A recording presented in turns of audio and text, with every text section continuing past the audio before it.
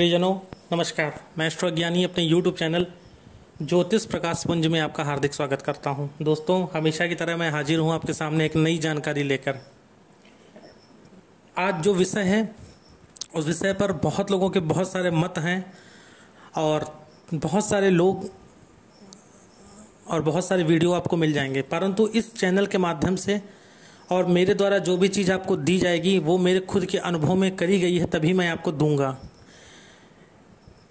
कौन क्या कहता है, कहाँ से किसने जानकारी इकट्ठा करी है, उस पर कमेंट या मैं नहीं बोलना चाहता, परंतु जो मेरे अनुभव में रही है और जो मैं ज्योतिषी उपाय ज्योतिष के माध्यम से, शास्त्रों के माध्यम से मैंने जो जानकारी एकत्रित करी है वो ही आपको इस चैनल के माध्यम से दी जाएगी।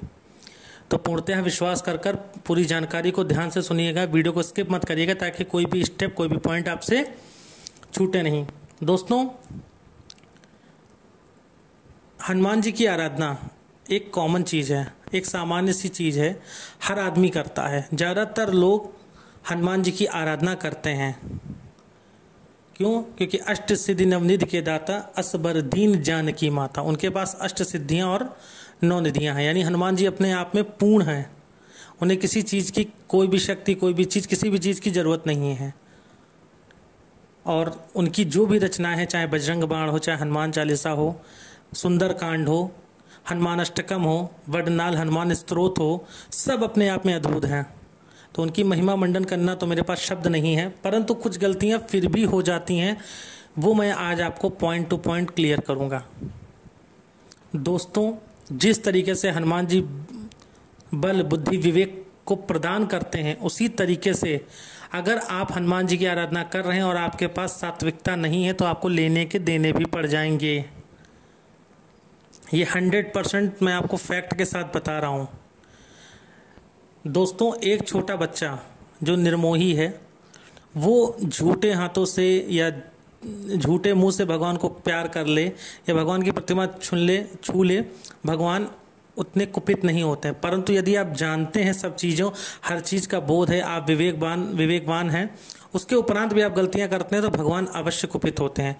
तो आइए जानते हैं कि कौन कौन सी चीज़ें हनुमान जी की आराधना में नहीं करनी चाहिए जो हनुमान जी को रुष्ट करती हैं, और कौन कौन सी प्रतिमाएं घर में नहीं रखनी चाहिए हनुमान जी की। मैं मंदिर की बात नहीं कर रहा, मैं घर की बात कर रहा हूं, क्योंकि मंदिर अपने आप में श्रेष्ठ होता है, प्राण प्रतिष्ठित होता है। घर गृहस्थ आश्रमियों के लिए होता है, इसमें हर तरीके के लोग निवास करते हैं, सब अलग अलग मानसिकता के होते हैं और सबकी मानसिकता, सबकी सोच अलग अलग होती है। इसलिए घर और मंदिर की कंपैरिजन बिल्कुल मत करिएगा, जो मैं आपको आगे जानकारी देने जा रहा हूं। दोस्तों, इस दुनिया में दरिद्र और दुख से बड़ा कोई अभाग नहीं है। इसीलिए तुलसीदास जी ने कहा है कि नहीं दरिद्र सम दुख जग माही, संत मिलन सम सुख कछु नाही। अर्थात दरिद्र से बड़ा कोई दुख नहीं है और संत मिलन से बड़ा कोई सुख नहीं है। तो हनुमान जी की आराधना करने से कैसे दरिद्रता दूर होगी, आज हम इस वीडियो में भी जानेंगे। दोस्तों, सबसे पहले बात करते हैं कि हनुमान जी की आराधना कैसे करी जाए। देखिए दोस्तों, हनुमान जी की आराधना बहुत सात्विक मन से करनी चाहिए।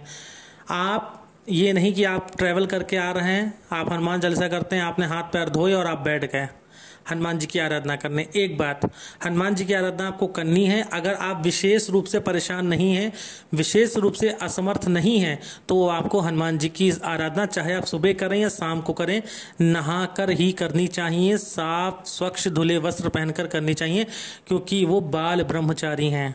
माँ दुर्गा और माँ हनुमान जी की आराधना, माँ दुर्गा जगत जननी और हनुमान जी की आराधना बहुत ही संतुलित मन से, बहुत ही सात्विक मन से करनी चाहिए। एक बात नोट कर लीजिए। दूसरी बात, मैंने देखा है कि कुछ लोग अपने बेडरूम में हनुमान जी की फ़ोटो लगा देते हैं।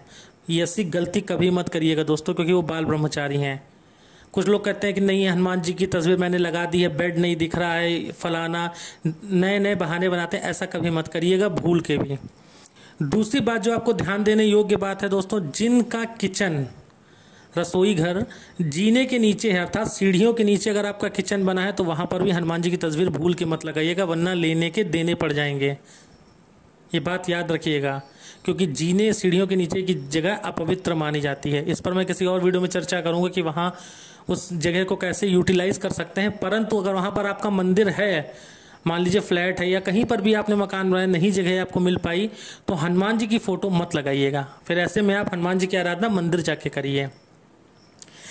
तीसरी ध्यान देने योग्य जो बात है दोस्तों, उड़ते हुए हनुमान जी की फोटो घर में कभी मत लगाइएगा, क्योंकि वो अस्थिर उनकी स्थिति होती है और अस्थिरता आपके जीवन पैदा करेगी।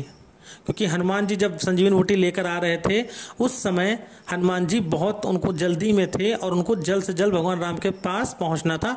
उस समय हनुमान जी अस्थिर अवस्था में थे, ऐसा शास्त्रों का मत है। ऐसी फोटो नहीं लगानी चाहिए।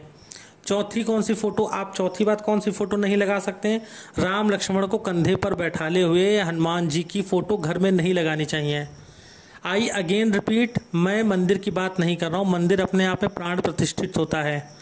मंदिर आप जाएंगे ज़्यादा 10 मिनट या 15 मिनट रुकेंगे, परंतु घर में ऐसी प्रतिमा होने से हनुमान जी की पूर्ण दृष्टि, चाहे वो संतुलित अवस्था की हो या जिस अवस्था में भी हो, वो आपके घर पे रहने लगेगी और आपके लिए विघ्न का कारक भी बनेगी, याद रखिएगा। दोस्तों एक फोटो मैंने कई जगह देखी है कि लोग जिस फोटो में, जिस प्रतिमा में हनुमान जी सीना फाड़कर भगवान श्री राम सीता के दर्शन कराते हैं, वो प्रतिमा भी घर में नहीं रखनी चाहिए। ये बात याद रखिएगा दोस्तों, नहीं तो लेने के देने पड़ जाएंगे अगर ऐसी प्रतिमाओं की आप पूजा करते हैं तो। अब बात उठती है कि मैंने ज़्यादातर प्रतिमाओं के लिए तो मना कर दिया है, तो सबसे उत्तम प्रतिमा हनुमान जी की कौन सी होती है दोस्तों? अगर हनुमान जी के विशेष लाभ आपको लेना है ना, तो ध्यान मग्न हनुमान, जिसमें हनुमान भगवान राम की आराधना कर रहे हैं और आपने कई प्रतिमाएं देखी हुई, उसमें पड़ोस में उनके मुंह से राम राम का स्वर निकलता है और राम राम तैरता रहता है। कई प्रतिमाएं ऐसे मैंने देखी हैं जिसमें बैकग्राउंड में राम राम राम राम लिखा होता है और हनुमान जी बैठे होते हैं। ऐसी प्रतिमा की पूजा करना सबसे ज्यादा उत्तम होता है, सबसे ज्यादा फलदायी होता है, याद रखिएगा दोस्तों।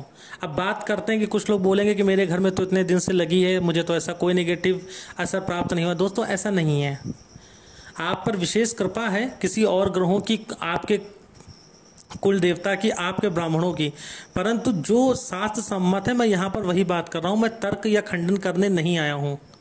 बहुत से लोग कमेंट सेक्शन में बहुत कुछ बोलते हैं, इसलिए मैं उनका उत्तर इसी वीडियो के माध्यम से दे रहा हूँ कि पहले शास्त्रों को जान लीजिए, उसके बाद ही डिसीजन लीजिए। तो दोस्तों आपको भगवान के, हनुमान की ध्यान मग्न फोटो लगानी है जिसमें वो राम नाम का उच्चारण कर रहे हैं। याद रखिएगा दोस्तों, ऐसी प्रतिमा की पूजा करने से विशेष लाभ, विशेष कृपा हनुमान जी की प्राप्त होती है। एक चीज आपको और बताऊं, अगर हनुमान जी की आपको विशेष कृपा प्राप्त करनी है ना, तो आपको गले में तुलसी की माला पहननी चाहिए, बहुत ज़्यादा लाभकारी आपके लिए सिद्ध होगी।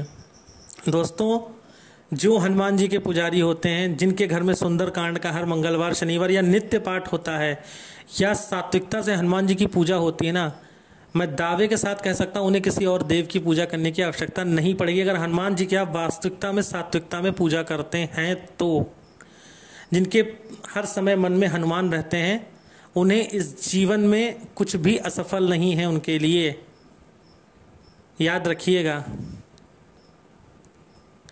हनुमान जी की इतनी कृपा होती है जिस पर होती है। भगवान राम के आधे से ज़्यादा काम हनुमान जी ने सफल किए थे, जबकि भगवान राम खुद नारायण का अवतार थे। हालांकि वो एक लीला थी, परंतु हनुमान जी के बिना रामचंद्र जी का कार्य भी सफल नहीं होता। इसलिए उनकी पूजा बहुत सात्विकता से करिएगा। आप दिन में एक बार करिए, मैं ये नहीं कहता कि आप पूरा दिन हनुमान जी का नाम लीजिए, परंतु जब भी लीजिए पूर्ण सात्विकता से लीजिए दोस्तों, बिल्कुल ही साफ स्वच्छ कपड़े पहनकर लीजिए। दोस्तों एक वीडियो मैं आप लोग के लिए और बनाऊंगा कि हनुमान चालीसा का पाठ कैसे करना चाहिए, और आप लोग को जिस जिस विषयों पर वीडियो चाहिए हो, जो आप लोग के मन में शंका है, आप नीचे कमेंट सेक्शन में छोड़ दिया करिए। मैं कोशिश करूंगा आप लोग की वो शंकाएं दूर करके मैं आप लोग के लिए वीडियो बनाऊं। तो उम्मीद करता हूं आपको आज की जानकारी अच्छी लगेगी। प्लीज़ ये जानकारी जनहित में, इसको ज़्यादा से ज़्यादा शेयर करिए। कौन क्या बोलता है मैं नहीं जानता, पर मैं अपने अनुभव के आधार पर बोलता हूं। जो मैं अपने लोगों को, अपने मेरे साथ जो मेरे दोस्त हैं, मेरे रिश्तेदार हैं, जो मेरे साथ जुड़े हैं, जो मेरे फॉलोअर्स हैं, उनके लिए मैं जो अनुभव, उनको देकर जो अनुभव प्राप्त करता हूं, उसी पर बोलता हूं। तो प्लीज़ वीडियो को ज़्यादा से ज़्यादा लाइक एंड शेयर करिए, चैनल को सब्सक्राइब करिए। नई नई जानकारी अगर आप चाहते हैं, इसी तरीके की गूढ़ जानकारी आपको मिलती रहे, तो प्लीज़ चैनल को सब्सक्राइब करिए। फेसबुक पेज पर देख रहे हैं तो पेज को लाइक करना मत भूलिए। साथ यूं ही बना रहे, प्रेम यूं ही बना रहे। जय भोले, जय श्री राधे।